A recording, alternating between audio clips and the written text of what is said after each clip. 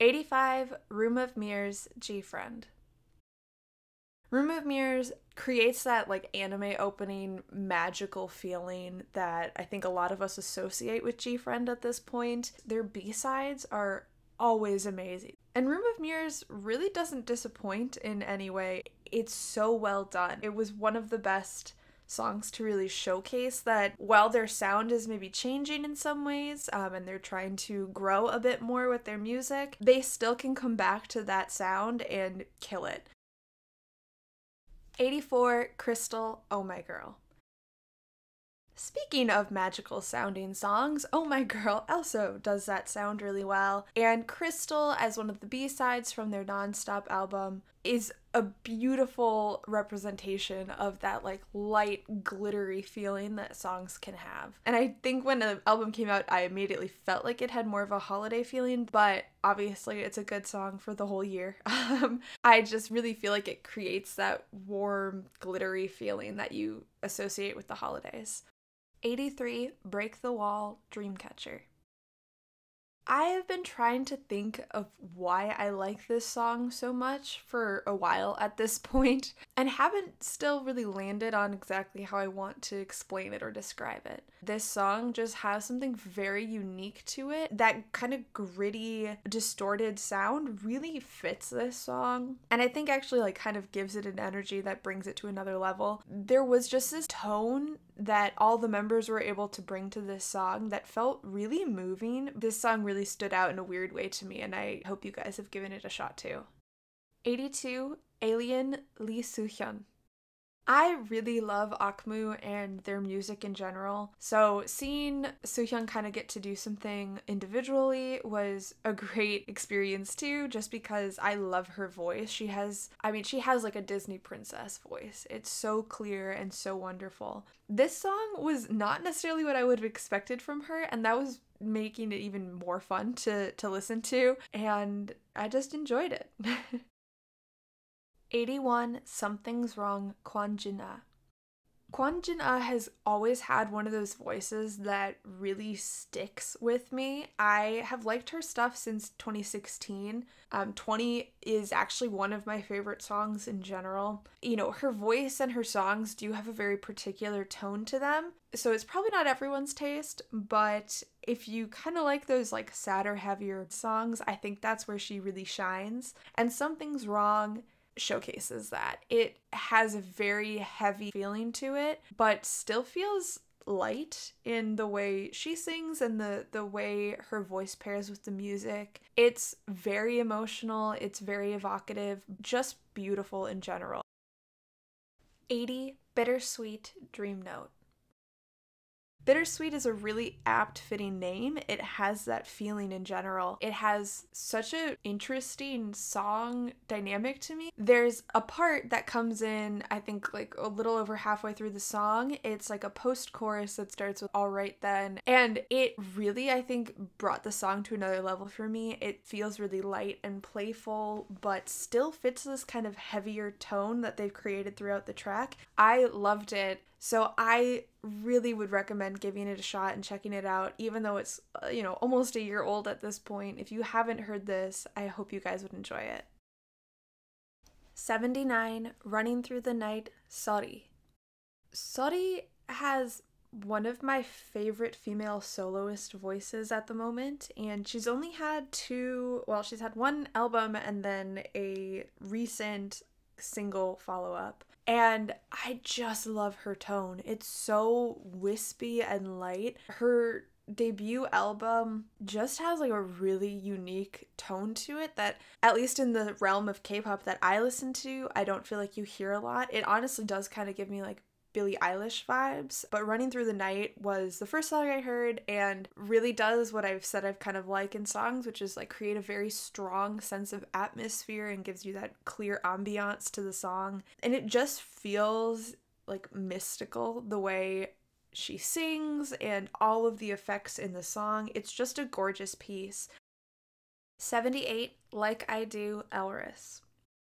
Elris is one of those groups I have loved since they came out. Jackpot as the title track wasn't my favorite, but there were some really good B-sides on that album, and Like I Do ended up being my favorite by a lot. It's a fantastic song. It has a really distinct feeling throughout each part of the song while still feeling like one coherent track. Like the verses sound distinct from the pre-chorus and the chorus. It's a really engaging song to listen to. I guess it doesn't feel boring is what I'm kind of trying to say. Well, I kind of do get that it maybe doesn't have the typical title track feeling that a lot of title tracks have. I wish it had been the title track. There is just something really distinct about this song, or I wish that, you know, maybe they'd at least been able to promote it and perform it. 77, Worry Dolls, Lovelies. I really loved this album by Lovelies. I always look forward to whatever Lovelies does. Worry Dolls, I think, is unexpected in a lot of ways. It has more of a country twang to it than I've ever expected I would hear from Lovelies, but I felt like this album was them really trying to push their sound and what people expect from them. And I think Worry Dolls does a really great job of doing that, but also still highlighting and focusing on their strengths. In this song, it starts more simplistic and really grows. It really develops into something much more emotional with the orchestral sound growing through it, and then you have this like kind of weird random guitar, like electric guitar solo at one point. It makes it really interesting, and it just became a song I really loved. 76, Scandalous Kimbo. Kimbo is a duo of two of the members from Spica originally, and I have really enjoyed the music that they've put out this year. They've had a few different tracks come out, and my favorites have definitely been Scandalous, Thank You Anyways, and Scene. Scandalous really has a great sound that you're not hearing, at least I don't think we're hearing a lot, and I think there's just points with the strings in that are like running kind of counter to the voices, and it creates this like pushing, driving force. It's really interesting, and I hope that they continue to promote in the future. 75, Dinga Mamamoo. Mamamoo has been one of my favorite groups in the last year or so. Unfortunately, I didn't love Aya, but Dinga was a lot of fun and had that Mamamoo energy that I really love. It kind of played with that sort of retro sound that we were hearing a lot this year without it leaning too heavily into that, where you lost the group sound, which I think did happen with some retro tracks this year. I hope we get more group promotions next year. I know this year was more focused on solo stuff, but I really like Mamamoo as a whole, so we'll see what 2021 brings us. 74, Ocean View, Rothy. I really like Rothy's voice and the tone of the music that she's been creating. Ocean View features Chanyeol from EXO, and it's a really nice song. I know that sounds simple, but it's just a nice track. It feels good to listen to, and if you haven't seen the video, I would really recommend checking it out. I know I've said that for a lot of stuff, but it's one of the cutest videos I think I've seen this year. 73, Bad Girl, Wooa.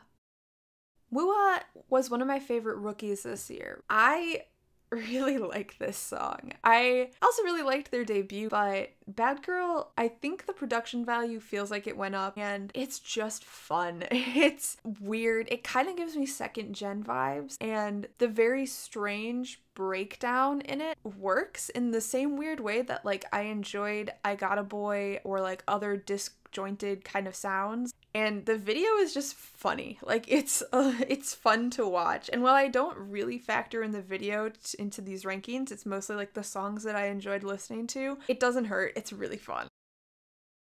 72, Travel, Mamamoo.